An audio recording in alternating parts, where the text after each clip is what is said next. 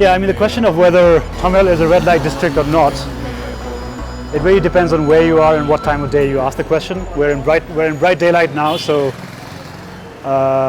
it's not a red light district right now. But to be honest, I think for a certain type of tourist, Thamel may well be a red light district because Thamel is what you want it to be.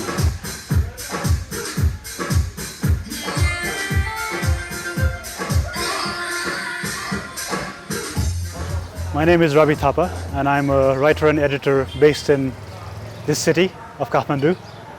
And the book Thamel that I've just come out with is about the mental imagination of this place.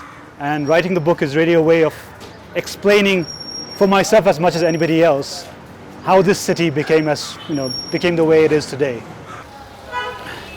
How does one explain Thamel to a foreigner or to a visitor to Nepal?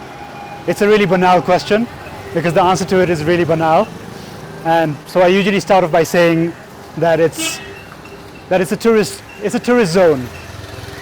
There's no way around that answer, but I find that the answer is so banal that I immediately have to add something like, well, it's so much more than that. It's actually a neighborhood which used to be a medieval monastery until about 50 years ago. So all of what you see around you now used to be a village where my mother would never walk through because there were bamboo groves all around. Theft happened here. So it was really not considered. It was considered a place where ghosts came. It really was neither here nor there. It was on the way to the main city of Kathmandu, but So I usually also explain to people that it's the place that Nepalese grew up in, that Nepal grew up in a way. The place is representative of modern Nepal in its totality, and pretty much everything in Nepal is here, whether you see it or not, depends on how you look at it. And it's also a place of some meaning some significance to a particular demographic for whom this was the only place you could explore your adolescence and teenagehood in. We don't come here anymore, but this is where it all began for us. Thamel is like a lot of other neighborhoods in Kathmandu. It's a unique neighborhood, but it has very many layers. And when you first enter it, especially as a first-time visitor, you're not going to look beyond those layers. You're just going to see what's ahead of you, unsurprisingly. So Thamel is a place, it's fascinating to me, not just because of my past here, not just because I started going out here and got drunk here and got stoned here and everything, but also because with only a minimal amount of effort, I've been able to kind of scrape below the surface, scrape below that. It's kind of like an archaeologist in a very subjective, non-scientific way. And you just walk into these courtyards and you find these extraordinary places which you've never stepped foot in before. But this is essentially the beginning of Thamel before it was even Thamel. For me, this really is one of the places that most visitors and even most Nepalese don't know about in Thamel.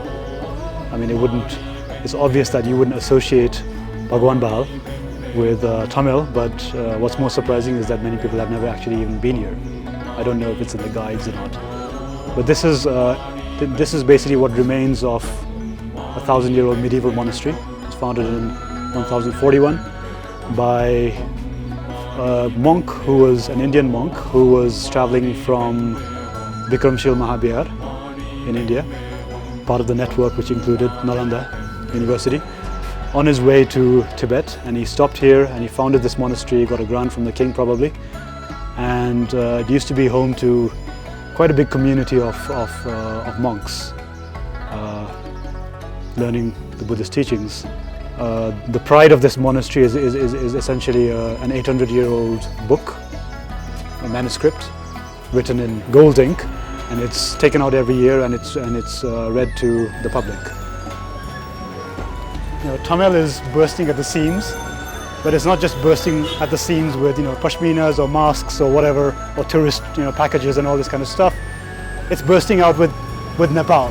So again, even though the cliche of Thamel from the perspective of both foreigners and the perspective of Nepal, young Nepalis who come here to drink, there's this idea that Thamel is not really Nepal, that it's inauthentic, that it's a gateway to somewhere else, and that really gets me because it's really unfair to Nepal, and it basically tells people a lot about how you're perceiving a place.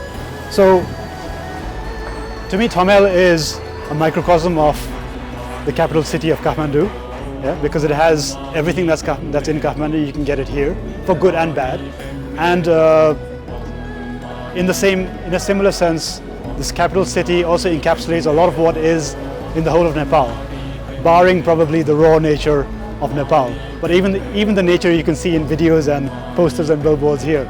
So it's got everything if only you care to look for it.